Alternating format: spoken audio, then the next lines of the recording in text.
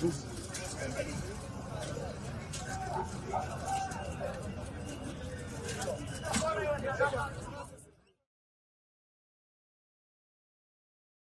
besar-besaran kembali terjadi di Tel Aviv pada Senin 8 April 2024. Masa aksi menuntut agar Perdana Menteri Israel Benjamin Netanyahu lengser dari jabatannya karena dianggap tidak becus. Dalam demo tersebut, seorang tentara wanita Israel pun turut menjadi korban pengeroyokan massa hingga sekarat. Dikutip dari Tribunnews.com pada Selasa 9 April 2024, demonstrasi tersebut ternyata tidak memiliki izin alias ilegal.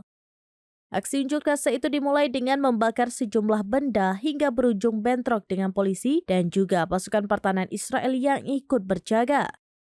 Bahkan demo anarkis itu mengakibatkan 5 orang terluka parah setelah ditabrak mobil. Masa aksi dilaporkan sengaja melakukan unjuk rasa dengan menabrak sejumlah orang di lokasi kejadian.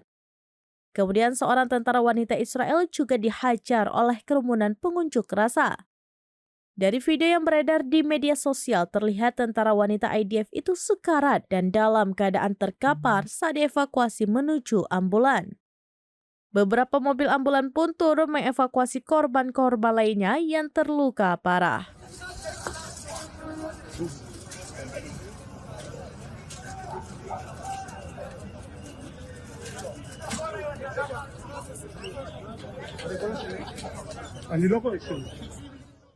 Download Tribun X sekarang, menghadirkan lokal menjadi Indonesia.